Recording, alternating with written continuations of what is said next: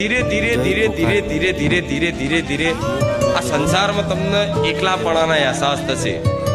ધીરે ધીરે ધીરે ધીરે ધીરે ધીરે ધીરે ધીરે ધીરે એવું થશે કારું મારું કોઈ નહીં. જ્યારે આ વસ્તુ થાય કે આ સંસારમાં મારું કોઈ નથી, ત્યારે માની લેવાનું કે માં રાહ જોવો છે મારી. અને આવું થઈ ગયું હોય તો તમે બહુ સૌભાગ્યશાળી છો. અને જે ના થયું હોય, જે ના થયું હોય થોડો સમય રાહ જોવી પડશે. છેલ્લે ઘડપણમાં તે રાહ જોવી પડશે. છેલ્લે ઘડપણ આવશે ને 70-75 વર્ષના થશો ને આમ એકદમ વૃદ્ધ થઈ જશો. આંખે દેખાશે નહીં, કાને સંભળાશે નહીં, ખાવું છે પણ ખવાશે નહીં.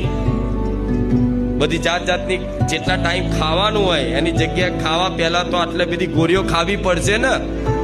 અને જ્યારે છોકરા હશે, તમારો પરિવાર હશે, તમારી પત્ની હશે, તમારા દીકરા હશે, તમારા દીકરાની વહુ હશે, ગમે તેટલા હશે જેને તમે મારા કહો છો, એ બધા હશે ને.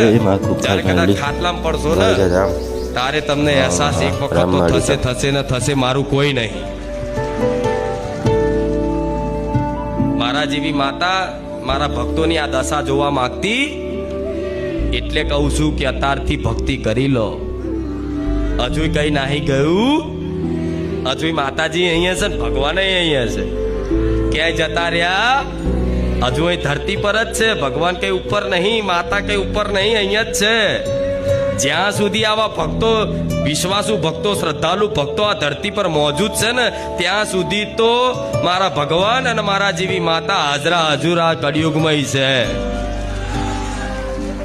રામ તો મારે તમારી આવી દશા જોવી, એટલે કહું છું ભક્તિ કરી લો, ભગવાનનું નામ જપી લો. મારા જેવી માતાની મતલબ સ્મરણથી મને રાત દિવસ યાદ કરતા થઈ જાઓ. મને મારી કહી લો, મને પોતાની બનાવી લો, તો એ ઘડપણમાં તે લાકડીનો સહારો બનું. એનું નામ હું મેરડી.